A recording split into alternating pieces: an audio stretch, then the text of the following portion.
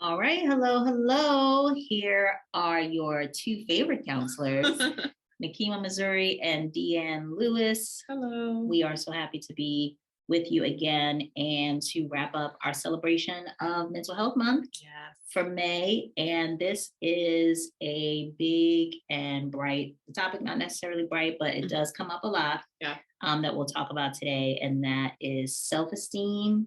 And the second one, family, is radical acceptance. So radical acceptance might be a pretty new term for a lot of you listening. So we'll talk about that and define that in a little bit. But Deanne, why don't you kick us off talking about what self-esteem is and what do you think are some of maybe parents and students' biggest concerns about self-esteem? Yeah. So when we think about self-esteem, we know it to be, kind of the way that we evaluate ourselves, the way that we look at ourselves, the way that we feel about ourselves. Yeah. And I think some of the traps that we fall into is thinking about self-esteem as maybe self-efficacy, right? So self-efficacy is like the belief that we can do something. I think so. Yeah. It's really that feeling of like, how good am I? And I think sometimes it even moves into worth. Absolutely. Right. Absolutely. And if I can't do a particular thing, it equates to my worth. Absolutely. Yeah. Or the lack thereof, right? Like not feeling like you have that worth tied to a thing, tied to a check mark or anything like that. And while we know goals and all of that, they're good, they're healthy, we need them. Self-esteem should not, easier said than done, but it should not be tied to like this external thing. Yeah. Instead, wouldn't it be great if we thought about, who am I as a person? Am I kind? Am I loving? Am I empathetic? Yes. Am I forgiving? Am I flexible? Am I teachable? Yes. Those things. But esteem ends up getting tied to things we can do, or maybe even things we have, versus these traits about who we are, like you referenced, because of culture, because of messaging. Where do you think that comes from? Absolutely. I think, anytime we're thinking about psychology, I think we always go back to like that age old debate, right? Is it nature or nurture? And the answer is most of the time it's both, right? So everything is kind of, idiosyncratic. It is based on the individual, but then also, even if you think about like social psychology or sociology, you cannot separate a person from their environment per se. You cannot separate a person from their upbringing per se, right? So it's both. And oftentimes we do get stuck on those things, like this is how I am, or this is who I am, or these are the traits that I have. So I'm either worthy or I'm not, right? Or I'm either good or good enough, or I'm not. And to that point, right, we kind of did that talk on development. Right. And I think another point to why it's easier to allow our perspective and purview of esteem linked to a thing I have, a thing I can do, is because those are expressed. They're constructs that are concrete. Right. Exactly. It's the word I was going for. And when I'm younger and as I'm coming up, I'm latching easier onto more of those concrete expressions. And they're also reflected more, right? So my peers will see them, my environment, the people around me. So that's kind of what ends up getting outwardly discussed, acknowledged, praised, talked about, right? And even speaking in an all girls context, I think that's why we had that little bit of awareness of don't just talk about girls being pretty or these kind of quote unquote ladylike qualities, and we're only highlighting and acknowledging those. Talk more about those intrinsic traits. Absolutely. But it's definitely the same for boys, right? And across genders as well. And similarly, like I'm thinking of a couple of things. I'm thinking of like, theories on motivation and all of these things. But a lot of teachers now, you see they're moving even their language, right? From like, oh, like, you did so well, to like, you worked really hard. Right? You put in effort, and praising the effort and praising the tenacity and praising the grit and all of that versus the particular outcome, right? Oh, you got an A. The final product. Right? But thinking more about what it takes to get there, the process, right? Critical thinking, like all of those skills that I think are praiseworthy. But that's interesting, because I was thinking too that perhaps we lean into esteem based on capacity or ability to do, because we are culturally a bit more industrious. Absolutely. You know, that's our value. That's kind of where we, you know, we're able to do these great things, get up and get it done. You know, my husband's in the military, and kind of that's one of their, I don't think official, but like playful phrases is, you know, just get up and get her done. Yeah. Right. And so I think, and we love that, right? Nike, just do it. That, right? We love that. And so I think that where's the product? Yeah. Where's the result? Yeah. Is kind of our driving force. And I think it's something adults struggle with too. If we're not able to look up and look into our lives and see certain points of result, it's harder to really hold on to whatever effort, whatever steps we have taken towards a certain thing. Right. If we're waiting for that result. Right. And then we also, I just, you know, I'm thinking about that, and, you know, from a parenting standpoint, if we don't practice that, right, like that awareness of, okay, well, it's not solely the product, right, that we're interested in, then how can we then teach that to our children? It's hard. It's a challenge. And you might find it like in pockets of our life, right? Like you might find it on a sporting team. Okay, well, we didn't win, but, you know, we tried and we worked together, and it's about teamwork and effort and all this stuff and resilience. But it's not everywhere all the time. And so it's something that we need to learn. I think it's a learned skill, and it's something that we need to practice so that we can put it into effect. Yeah. And to that end, right, one really nice, I guess, like technique or process to help to start to build out that, I think, clocking or cataloging to build that self-esteem is really like the capacity to acknowledge the increment, you know, so instead of putting your perspective to the result or to the end, right? We're all into the growth mindset space, but it's really breaking that down to the steps of growth. So you're not just, okay, where's the growth? Like, right? Where's that product? Where's the end point? Where's that point of growth that I'm looking to see presented? It's more like, can I catalog the steps of growth that I'm taking? So it's continual, it's current, it's moving. I'm constantly looking at, did I take a step? Yeah. What are those steps? Can I catalog them? Can I track them? And allowing that to be the foundation and the resource for my esteem, right? And kind of putting it on that.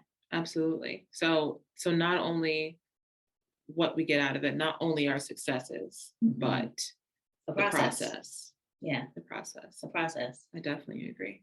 And even in thinking, like, you know, even to kind of dial it back, like, you know, we are worthy just because we are human. We are people, right? We are worthy of love. We're worthy of understanding. We're worthy of forgiveness. You know, all these things that I think, you know, sometimes we're aware of, and sometimes we don't really feel it when we're in the thick of it, right? In this rat race of life.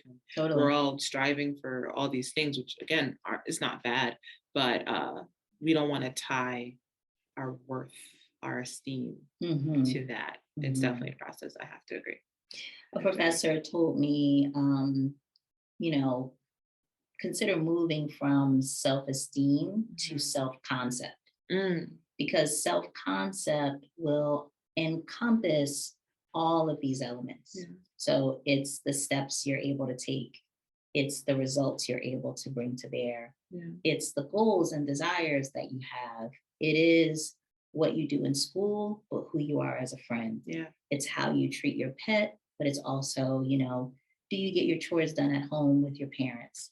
It's, did you play the piano amazingly, or, you know, kill that dance? And it's also, you create wonderful crafts. You're a painter, you enjoy music.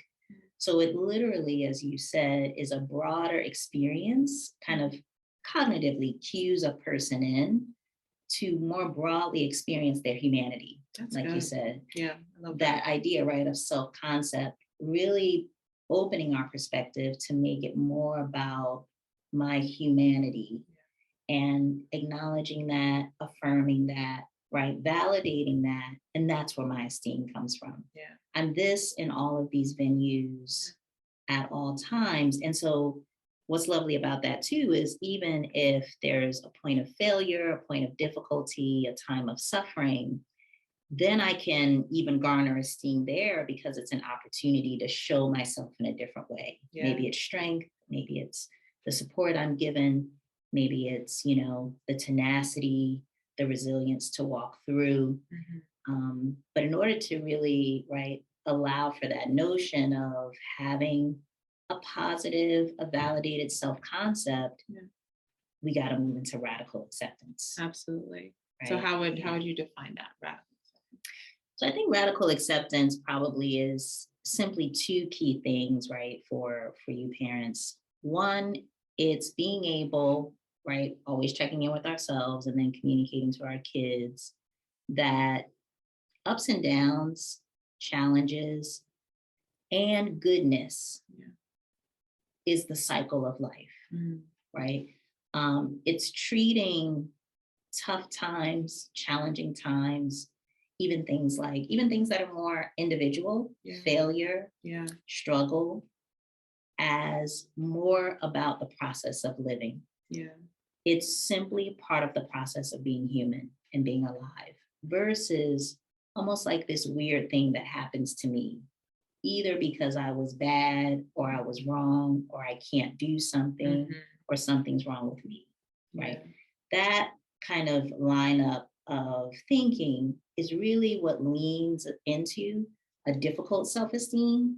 If something wrong is going on in my life, it means something's wrong with me. Right. If I'm having a challenge, it means I can't. Some point of shame, right? In radical acceptance, we're really normalizing difficulty and struggle. And then we're accepting it's here. And then I'm also accepting my capacity to respond to it. Yeah. And I love that for a lot of reasons. That was a great explanation, I think. And a couple of the things that stood out in my mind as you were describing that is, one, it is so well-rounded and it's so realistic.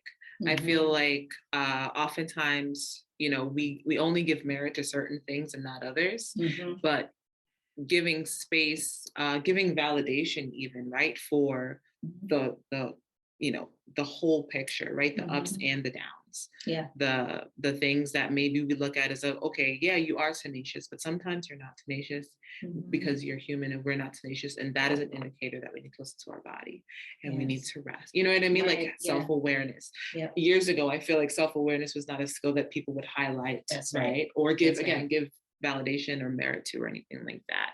And something that I'm thinking about as a parent and thinking about conversations that I've had even recently, right? Like, how can we, delve into self-acceptance without, thinking that we're pacifying everything or, straying away from goals or just kind of letting whatever happen or being too laissez-faire, like what's the difference and how can we like bridge that and then start to like come over to that side of radical acceptance? Yeah, no. And I think the key there is this space where, and forgive me for anyone in the community if I mispronounce it, but it's almost like a process that I've learned of recently, and it's something the Jewish community does, and they call it, I think, sitting Shiva. Oh, yes. Right. And so it's a space of time when there's usually a death in the community. And so the community will come and gather around that family and visit, not to make merry, not to talk about other things, but literally to mourn and to sit in the sadness. And so I think the difference is having a space where we're feeling challenge and we're going to say, yes, this is challenging. This is difficult. This is a point of struggle. And I think when we can move from pacifying, we're going to put that sitting in it back into the process. I love that. And then we can then respond to it by saying, okay, this struggle, this challenge, this difficulty, a part of my life, a part of my humanness. And then I can move to strategies to respond, right? So now I can have goals that are about, what do I do with my grief? What do I do with my difficulty to learn this?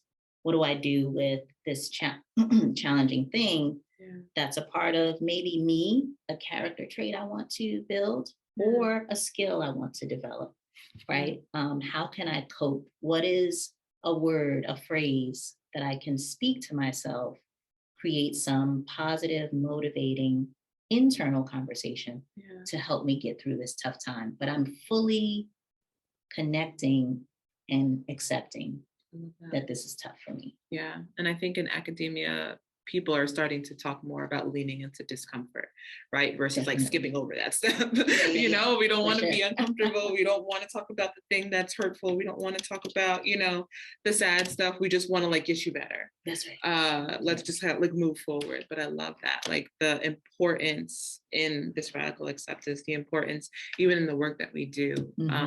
A big part of that is pausing.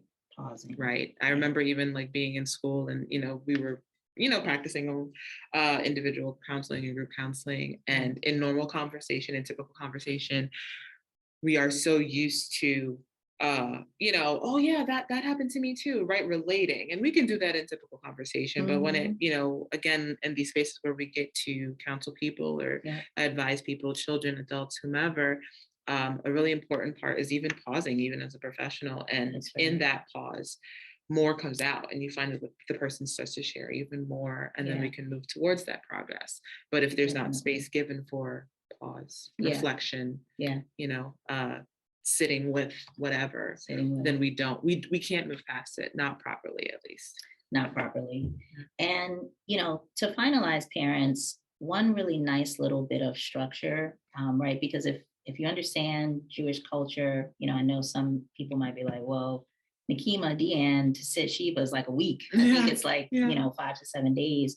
Think about a mindful practice of it, a mindful moment, 2 minutes. There are some practitioners that talk about this 2-minute transition, 2 to transit, right? And so if I'm ready to like, okay, well, let's move to the next thing. Okay, you're having a difficult time. Okay, you're sad. Okay, it's a struggle. Let's move on.